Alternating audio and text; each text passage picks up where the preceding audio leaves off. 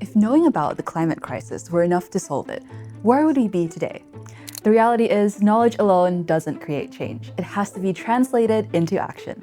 Climate change is a defining challenge of our generation, and as a city facing climate pressures, Hong Kong has already built a solid foundation for environmental education in our schools. But there's a big opportunity to take that foundation and push for more meaningful impact. So, as Hong Kong works towards a more sustainable and resilient future, how well is our education system preparing students to become environmental changemakers? Well, let's look at how we can bridge that gap. We're Civic Exchange, a leading independent public policy think tank based in Hong Kong. For over 2 decades, we've been using in-depth research and stakeholder dialogue to tackle the region's toughest environmental, economic, and development challenges to shape a more livable city. Today, we're diving into our recent report, which looks at environmental education in Hong Kong secondary schools. We'll talk about the gaps of the current education system, map out an actionable roadmap of opportunities, and finally take a look at some inspiring case studies. So let's get started. To understand where Hong Kong stands today, we need to look at how our schools plan for the future. So we analyzed the multi-year school development plans of 482 secondary schools across the city. We found that less than 1/3 of schools explicitly mention sustainability in their school development plans.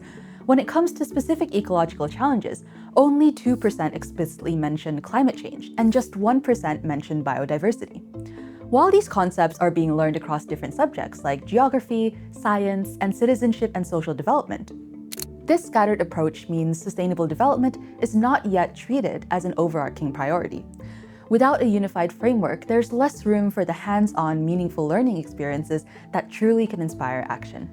Think about what that means. If these issues aren't formalized in a school development plan, it becomes much harder to treat sustainability as a strategic priority.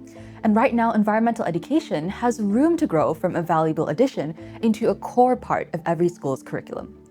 We're teaching our youth the causes and impacts of climate change, but the crucial next step is to inspire them with experience to take meaningful climate action.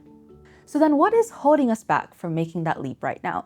Well, our findings point to 5 key institutional barriers. To start, our policies currently lack a structured, unified mandate that requires schools to weave sustainable development comprehensively into strategic planning.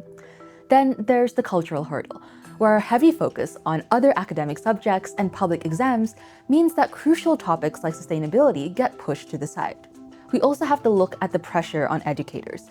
Many passionate teachers want to do more, but they lack the structured training and localized materials to teach these topics confidently.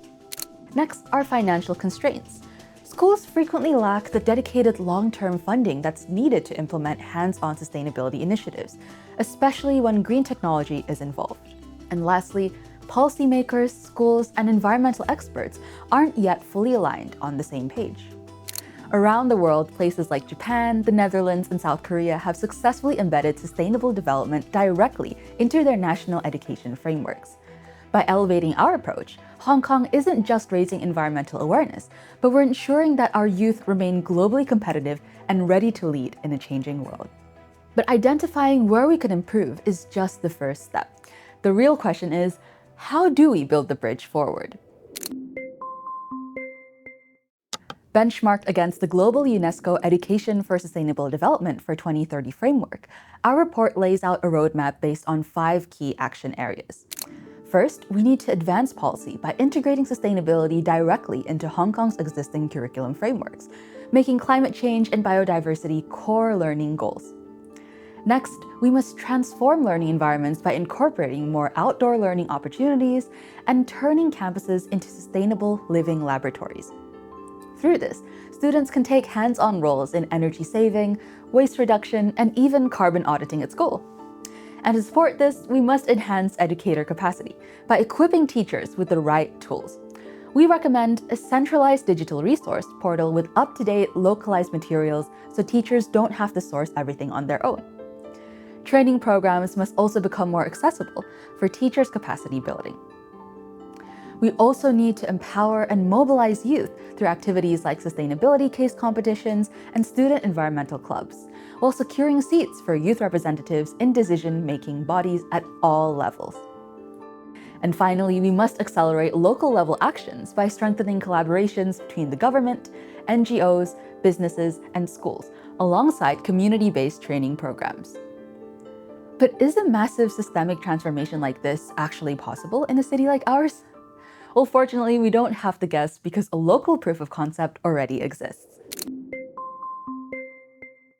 Hong Kong's own Yin Secondary School has been globally recognized as the greenest school on Earth.